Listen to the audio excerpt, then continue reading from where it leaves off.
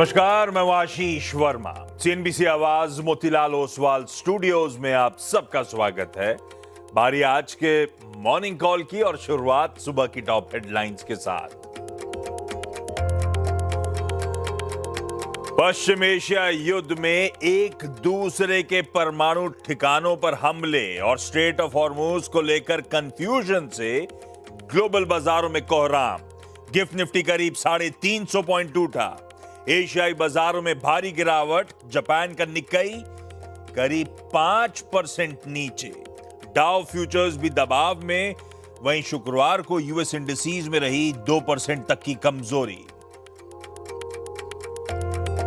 Waste Asia की जंग और खतरनाक हुई। ट्रंप का ईरान को 48 घंटे का अल्टीमेटम। कहा ईरान हॉर्मुज स्ट्रेट पूरी तरह से खोले, नहीं तो उसके पावर प्लांट्स पर करेंगे हमला। ईरान बोला अटैक हुआ तो हम भी खाड़ी देशों के पावर और वाटर प्लांट्स को करेंगे तबाह। इधर ईरान और इजरायल ने एक दूसरे के परमाणु ठिकानों को निशाना बनाने से दुनिया भर में हड़कंप। स्ट्रेट ऑफ हॉर्मुज पर तनातनी के बीच कच्चे तेल में मजबूती। $111 के ऊपर है ब्रेंट का भाव। हॉर्मुज का रास्ता खोलने के लिए ट्रंप के अल्टीमेटम पर ईरान ने कहा दुश्मनों को छोड़कर सबके लिए खुला है समुद्री रास्ता।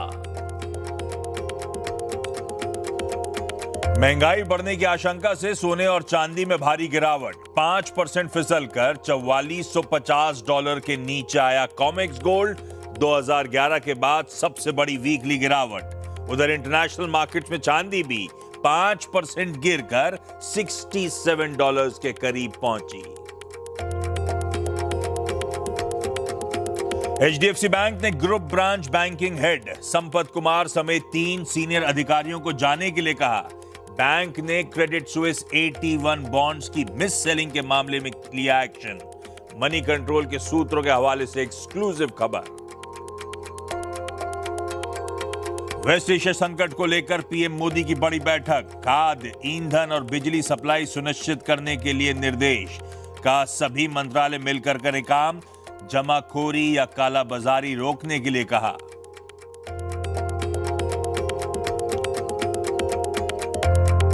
और डायबिटीज और वजन घटाने की दवा सेमाग्लूटाइड का पेटेंट हुआ खत्म। कई भारतीय फार्मास्यूटिकल कंपनीज ने लॉन्च किए सेमाग्लूटाइड इंजेक्शंस के जेनेरिक वर्जन। पहले के मुकाबले करीब 90% सस्ती होगी दवा।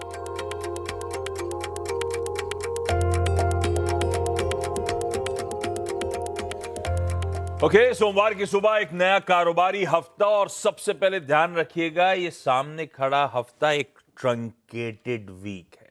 छोटा कारोबारी हफ्ता है। इनफैक्ट इस हफ्ते की मैपिंग पहले आपके सामने, कहते हैं ना, कैलेंडर सामने रख देता हूं।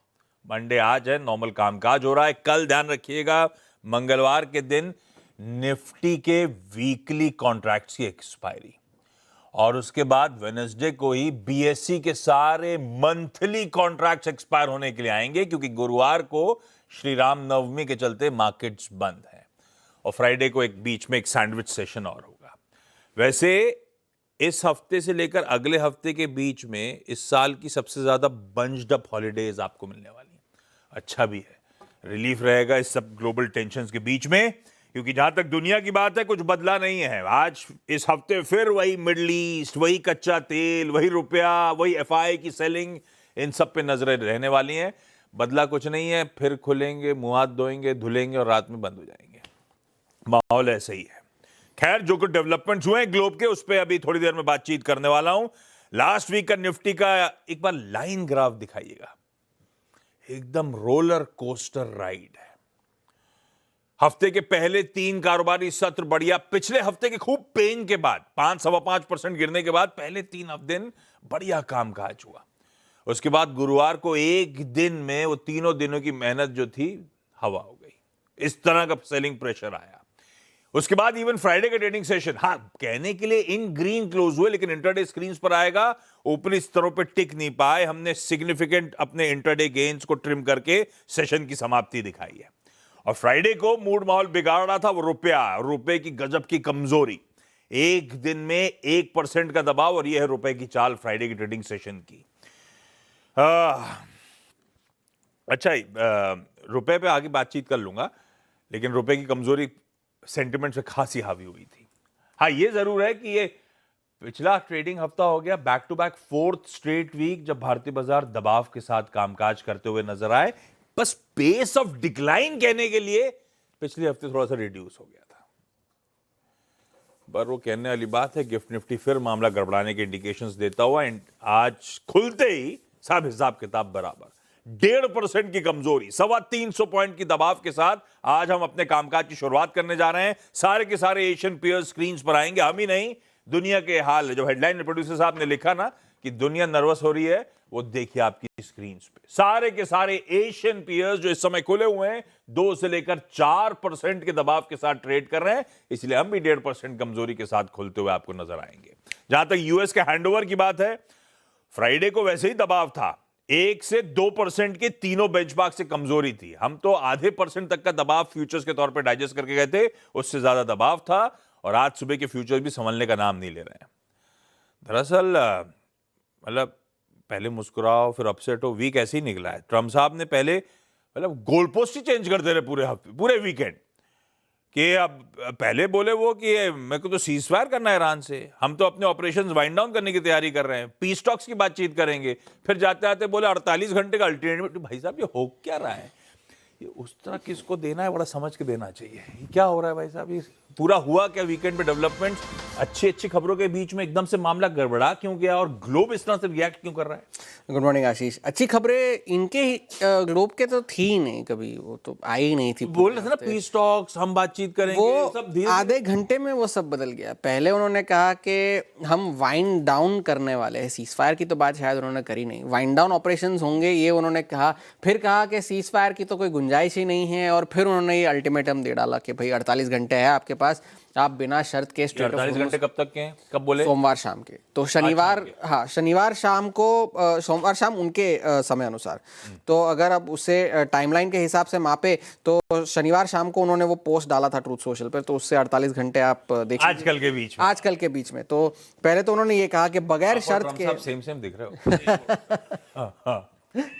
तो ये उन्होंने पहले कहा, और फिर उन्होंने कहा कि अगर ये नहीं हुआ 48 घंटों में, अगर स्ट्रेट ऑफ हॉर्मुज नहीं खोला गया, तो हम उनके पावर ठिकानों पर हमले करेंगे, और सबसे पहले उनके सबसे बड़े पावर प्लांट जो है वहाँ पर हमले किए जाएंगे। ये डोनाल्ड ट्रंप ने चेतावनी दी। उसके बाद ईरान ने ये जवाबी चेतावनी में ये कहा कि अगर हम पावर ठिकानों पर हमले किए गए तो स्ट्रेट ऑफ हॉर्मुज को जो है पूरी तरह से बंद कर दिया जाएगा, और यूएस और इजराइल से जुड़े हुए जितने भी इंफ्रास्ट्रक्चर, आईटी, फाइनेंशियल सर्विसेज और डीसैलिनेशन प्लांट्स जो है, उन सभी पर जो है वो सारे लेजिटिमेट टारगेट्स हो जाएंगे, और उन सभी पर हमले हो सकते हैं। अब डीसैलिनेशन इस वजह से भी ज़्यादा ज़रूरी है क्योंकि दुबई को और उस सारे एरिया को जो पानी मिलता है वो उन डीसैलिनेशन प्लांट्स के जरिए ही मिलता है। 70 से 90% डिपेंडेंस, फ्रेश वाटर है ही नहीं उनके पास, तो वो उस वजह से वो ज़्यादा ज़रूरी हो जाता है।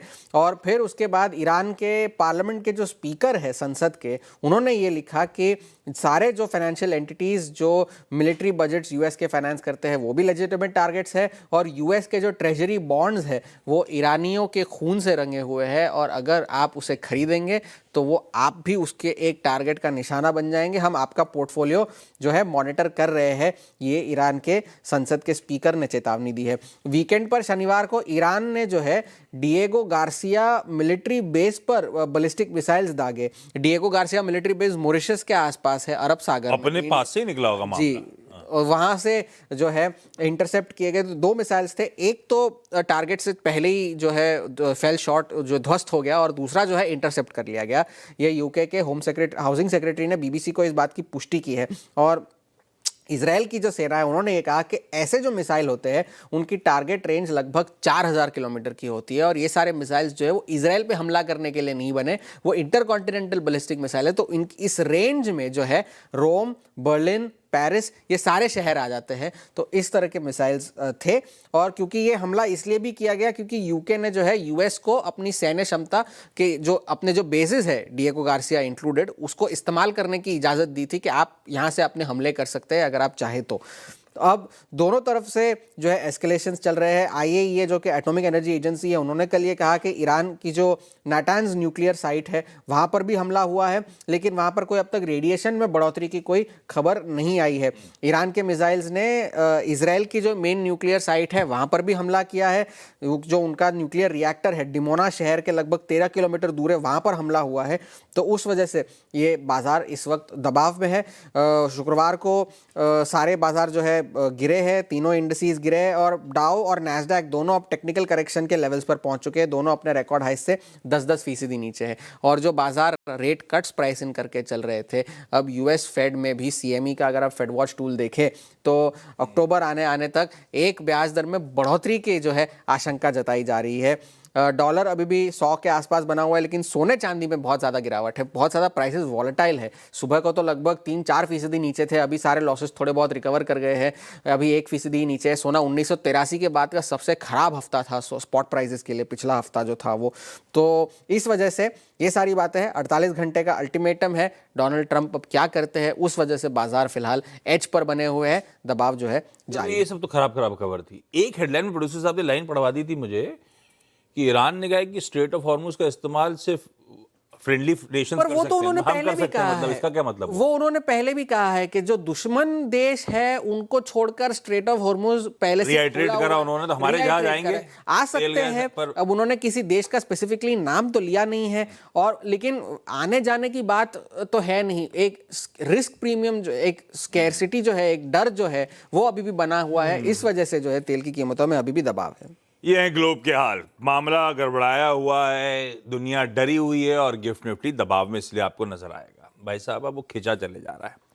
24वां दिन हो जाएगा उस वॉर का आज, और अब हमारे लिए परेशानी हो रही है। कच्चे तेल की कीमतें उफान पे हैं, गैस की किल्लत है, plants of factory shut down हो रही हैं। वीकेंड पे भी कई सारे अपडेट्स आए एक्सचेंजेस पे।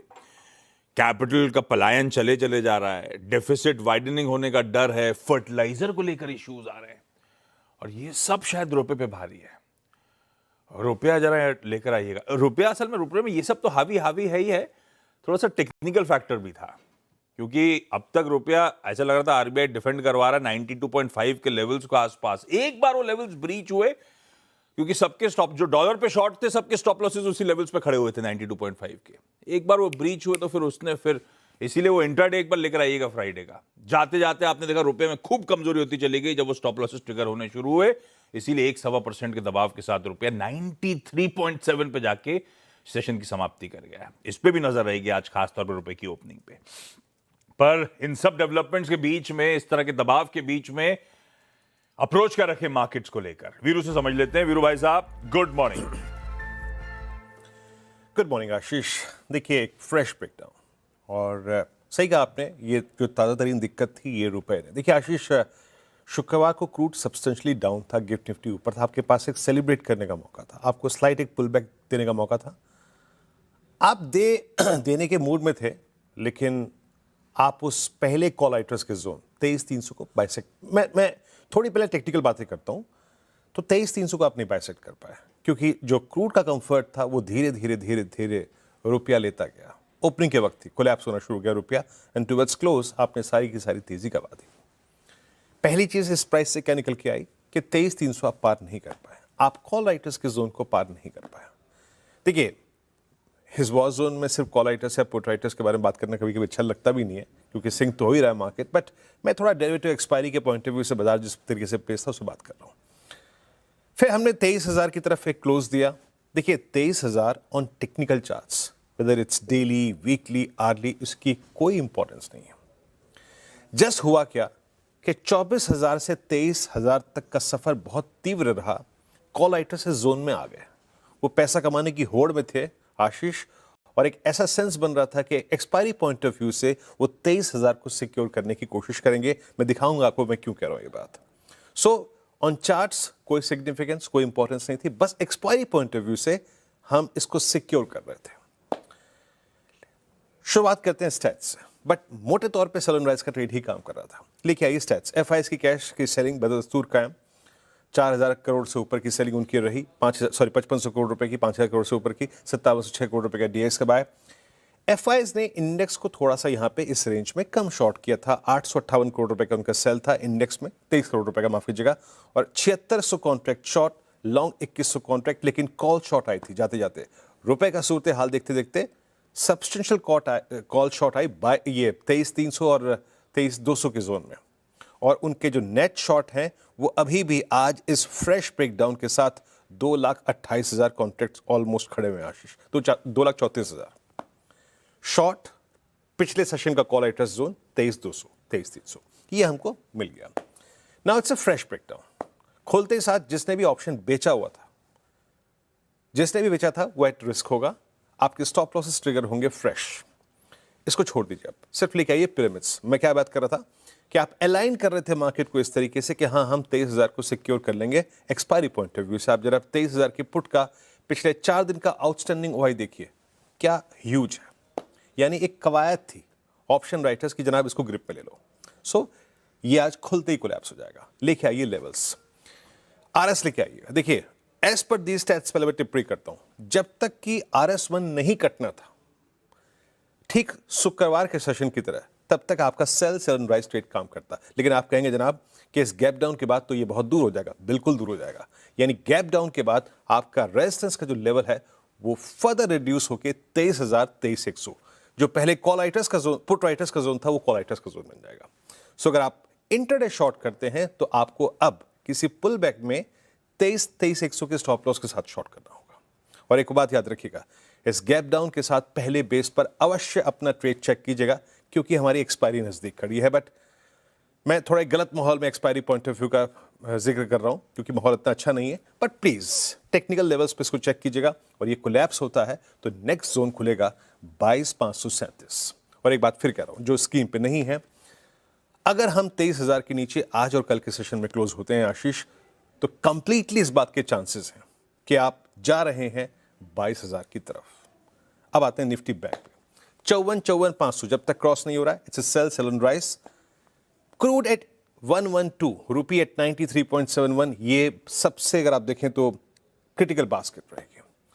मेरे ख्याल से अब मैं जो लेवल्स लेके आया हूं वो बहुत नजदीक के होंगे, बट क्लियरली कह रहा हूं अब 53,000 के नीचे इस गैप डाउन के साथ कॉल राइटर्स आ जाएंगे। 53,000 के नीचे सेल एंड राइज। इंटरडे में भी 53,000 के स्टॉप लॉस के साथ ही सेल एंड राइज करिएगा। और एक बात याद रखिएगा, प्लीज, हम टिप्पणी कर देते हैं शॉर्ट एंड राइज, लेकिन as a day trader please RR factor यानी रिस्क रिवॉर्ड रेशो का ख्याल जरूर रखिएगा। बेस 1 बेस 2 दोनों बतौर टारगेट्स मेंशन कर रहा हूं आशीष। परफेक्ट है, यह है अप्रोच मार्केट्स को लेकर, बेंचमार्क्स को लेकर। लेकिन स्टॉक स्पेसिफिक लखनऊ ले चलता हूं आपको। मानस जायसवाल.com के श्री मानस जायसवाल साहब जुड़ते हुए। मानस जी, गुड मॉर्निंग भाई साहब, आज के preferred stock ideas. Good morning Ashish ji. तो देखिए, दो सेल रिकमेंडेशन है। पहला, हिंडाल्को भी बिग वाली करनी है। स्टॉक अपने 100 डे मूविंग एवरेज और 20 वीक मूविंग एवरेज के नीचे फिसला है। लोअर टॉप लोअर बॉटम्स का कंफर्मेशन है, तो हिंडाल्को पे एक सेल ट्रेड ले सकते हैं। 891 891 के स्टॉप लॉस से बिग वाली करेंगे। 840 तक के टारगेट्स पॉसिबल हैं। और दूसरा स्टॉक लोधा का है, जहां पर बहुत क्लियर ट्रेंड है, लोअर टॉप लोअर बॉटम्स का ट्रेंड है। लास्ट सेशन में भी स्टॉक ने एक बहुत ही अहम सपोर्ट, जो कि करीब 805 रुपए के आसपास था, उसको ब्रेक किया है। मेरा समझना है कि लोधा में और गिरावट देखने को मिलेगी, तो 811 के स्टॉप लॉस से सेल करना है। 765 तक के टारगेट्स पॉसिबल। दो सेल रेको आती हुई मेटल्स अभी दिखाऊंगा, तब अब जब दिखाऊंगा सेकंड प्लेट तो दिखेगा आपको कैसा प्रेशर बन रहा है। हिंडाल्को दबाव में रह सकता है और रियल एस्टेट वीक है। लोधा डेवलपर्स में बिकवाली करने का कॉल। लेवल्स आपकी स्क्रीन पे देखिएगा कितने दबाव के साथ ये स्टॉक्स खुल रहे हैं, उसके बाद समीकरण बैठ कैसे रहे वो आपको असेस करना पड़ेगा। मानस, थैंक यू सो मच सुबह सुबह जुड़ने के लिए। 8 बजे आपसे वापस मुलाकात करेंगे। क्विकली कंचन से जान लेते हैं आज के सारे इंपॉर्टेंट स्टॉक्स इन न्यूज। कंचन बताएं। Good morning. शुरुआत करते हैं HDFC बैंक के साथ, because group branch banking head जो है संपत कुमार, उनको अपने पद से हटा दिया गया है। इनफैक्ट जो बाकी के 2 एग्जीक्यूटिव्स हैं उनको भी अपनी पोजीशन से हटाया गया है। क्रेडिट स्विस ATI बॉन्ड की जो मिस सेलिंग है उसका आरोप लगाया गया है, और ये जो खबर है वो मनी कंट्रोल की एक्सक्लूसिव खबर है। हमने देखा था इसके अलावा कि दिसंबर में हमने इंडिगो में काफी ज्यादा क्राइसिस हुए थे, जिसके बाद गवर्नमेंट ने वहां पे डोमेस्टिक एयरफेयर में कैपिंग लगाई थी, जिसको अब हटा दिया गया है, और आज से ही ये जो कैपिंग रिमूवल है वो लागू हो गया है। इसके अलावा टाटा मोटर्स फोकस में बिकॉज 1 अप्रैल से टाटा मोटर्स जो पीवी जो है वो करीबन अपना 0.5% तक के जो दाम है गाड़ियों के वो बढ़ाएगी। इसके अलावा काफ़ी सारी फार्मास्यूटिकल कंपनीज आज आपको रडार में रखनी है। सबसे पहले Torrent pharma, doctor Reddy's, Alkem lab, Sun pharmaceutical और जाइडस लाइफ साइंस। बिकॉज हमने फ्राइडे को देखा था कि जो सेमाग्लूटाइड है वो ऑफ पेटेंट हुई थी, जिसके बाद इन सारी ही कंपनीज ने अपना जो सेमाग्लूटाइड का ओरल या फिर इंजेक्टेबल मेडिसिन है उसको लॉन्च कर दिया है। इस लिहाज से ये सारी कंपनीज आपके फोकस में। एरएस लाइफ साइंस आपके फोकस में होना चाहिए बिकॉज यहाँ पे नेटको फार्मा के साथ कंपनी ने अग्रीमेंट साइन कर लिया है। SBI because income tax department से करीबन 6,338 करोड़ का जो टैक्स नोटिस है वो मिल गया है। बिल्कुल ठीक, इन सारे स्टॉक्स रखिए रडार पे। ब्रेक ले लेता हूं इस समय। ब्रेक के उस पार अहमदाबाद चलेंगे डॉक्टर देवरा के पास, कुंवर जी ग्रुप के आज के प्रिफर्ड आइडियाज के लिए। रवि जी गुड मॉर्निंग, आ रहा हूं। दिखा चुका हूं मैं, ये देखिए बॉन्ड यील्ड्स इंच अप करके 4.4 के लेवल्स पर, क्योंकि अब रेट कट्स तो टोटली ऑफ द टेबल है। यही फैक्टर इन कर रहा है यूएस का बाजार। डॉलर इंडेक्स ठीक है, 100 के इर्द गिर्द घूम रहा है, वहीं खड़ा हुआ है। कच्चा तेल भी इस समय तमाम डेवलपमेंट्स के बीच में अच्छी बात है, कुछ मीनिंगफुली इंच अप नहीं करा है, वही 110-111 डॉलर्स पे ब्रेंट खड़ा हुआ है। डॉलर इंडेक्स थमा हुआ है, उसके बावजूद सोना चांदी दबाव में, और अच्छे खासे दबाव में। शायद उसके पीछे रीजन सिंपली पुट मुनाफा वसूली है, और बनती भी है। जहां पैसा बन रहा है निकलो इस समय बाजार से, इस तरह का मूड बैठा हुआ है। कॉपर, नेचुरल गैस भी कोर्स करेक्ट कर रहे हैं दबाव के साथ ट्रेड करते हुए। ये 3:30 बजे से आज सुबह की तस्वीर है, फ्राइडे के 3:30 बजे से। कमाई कैसे होगी रवि जी बताएंगे। रवि जी गुड मॉर्निंग भाई साहब। Good morning. डेफिनेटली जिस हिसाब से आपने राइटली पॉइंट आउट किया, जो काफी सेंट्रल बैंकर्स है वहां पे तो रेट हाइक की प्रोबेबिलिटी बन रही है, like bank of England, ECB. यहाँ पे जो कमेंट्स थी वो रेट हाइक की ओर इशारा कर रहे हैं, और इकोनॉमिक वीकनेस में रेट हाइक का सेंटिमेंट थोड़ा मीन्स के इकोनॉमी के लिए और संकट खड़े करता है। तो आई थिंक यहाँ पे मेटल्स जो इकोनॉमी का एक बैरोमीटर है, यहाँ पे मुझे लग रहा है कि थोड़ा वीकनेस आ जा सकता है। गोल्ड सिल्वर भी डाउन है, डॉलर इंडेक्स हायर लेवल पे बना हुआ है, और कोई असर नहीं दिख रहा है कि डॉलर इंडेक्स में कोई गिरावट हो। तो इस हिसाब से मुझे लग रहा है कि यहाँ पे दो मेटल पे फोकस करें, दोनों सेलिंग साइड होगी। जिंक बेच के चले, 309 पे 303 का टारगेट होगा इंट्राडे, 312 का स्टॉप लॉस लगाए। तो पहला रिकमेंडेशन मार्च वायदा जिंक बेच के चले। सेकंड रिकमेंडेशन एल्यूमिनियम मार्च वायदा, यहाँ भी बेचना है, 332.80 पे बेचना है। 328 का टारगेट होगा intraday, 335 would be stop loss. Zinc और एल्यूमिनियम दोनों में दबाव। मानस ने आपको ट्रेड के तौर पर हिंडाल्को सेल रिकमेंडेशन दे रखा था, ध्यान रखिएगा। यह है रवि जी के preferred commodity picks. Ravi sir thank you so much सुबह सुबह जुड़ने के लिए। क्विकली आज का इवेंट्स कैलेंडर, मंडे है, 2 बोर्ड मीट्स इंटरेस्टिंग है। वेदांता हालांकि कमोडिटीज का प्रेशर झेल रहा होगा, लेकिन 3rd इंटरिम डिविडेंड कंसिडर कर रहा होगा आज बोर्ड इसका। हडको housing and urban development corporation, इसका 4th interim dividend pay board विचार कर रहा होगा, प्लस अगले साल FY27 का बोरोइंग प्लान भी डिस्कस करेंगे। एक्स डिविडेंड होने वाले कुछ स्टॉक्स, उसमें पीएफसी है, ₹3.25 के आसपास का एडजस्टमेंट। ट्रैक्टर्स इंडिया यानी कि अब तो उसे टीआईएल लिमिटेड कहते हैं, वो एक्स डे ट्रेड हो रहा होगा। राइट्स इशू करा था, एक्स ऑफ राइट्स इशुएंस वो ट्रेड कर रहा होगा। एविएशन स्टॉक्स, खैर उसमें तो इंटरग्लोब एविएशन ही इंपॉर्टेंट है। डोमेस्टिक एयरफेयर कैप्स आज से हटा दिए गए। आसान शब्दों में अब एयर ट्रैवल शायद और महंगा हो रहा होगा। ये कैप लगे थे दिसंबर की शुरुआत में, जब इंटरग्लोब की वो मैसिव दिक्कत आई थी। LPG cylinders, commercial LPG quota जो है सरकार ने आज से हाइक कर दिया है। 20% additional quota commercial LPG cylinders के लिए आवंटन हुआ है। सैटरडे को अनाउंस हुआ था, आज से लागू हो रहा होगा। अब प्री कॉन्फ्लिक्ट लेवल से अब तक के बीच में 50% रिस्टोर हो गया कोटा। तो ये कमर्शियल एस्टैब्लिशमेंट्स, होटल्स, रेस्टोरेंट्स, उनके लिए अच्छी खबर। पूरा मिडिल ईस्ट छुट्टी पे है। Bahrain, Kuwait, Oman, Qatar, Saudi Arabia, UAE सब ईद उल फित्र के हॉलिडे कंटिन्यू कर रही हैं। हमारा शहीद दिवस, मार्टियर्स डे है, वो आज ही के दिन 1931 में फ्रीडम फाइटर्स भगत सिंह साहब, सुखदेव जी, राजगुरु साहब, इनको एग्जीक्यूट किया गया था। आज वर्ल्ड मेट्रोलॉजिकल डे भी है। अच्छा एक चीज और है, एक आईपीओ की लिस्टिंग होनी है, इनोविजन्स। खराब दिन है उसकी लिस्टिंग के लिए, खैर 519 की इशू प्राइस है, 3.25 गुना के आसपास वो आईपीओ सब्सक्राइब हुआ था। देखते हैं, नजर रहेगी इस पे भी। गिफ्ट निफ्टी के संकेत लाइएगा। अरे आज तो रुपया ऊपर चल रहा है, गिफ्ट निफ्टी इधर चल रहा है। 1.25% के दबाव, 1.25 से 1.5% की कमजोरी के साथ हम लोग शुरुआत करने की तैयारी कर रहे हैं इस नए हफ्ते की। पेनफुल शुरुआत होगी। इस नोट पर मॉर्निंग कॉल समेट रहा हूं। ब्रेक के उस पर जब लौट के आएंगे तो आज का मंडे का टॉप 20।